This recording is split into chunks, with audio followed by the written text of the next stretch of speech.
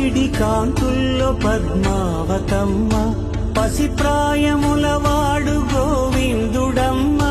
విరివలపు ప్రణయాల చెలి మనసు గెలిచాకి కళ్యాణ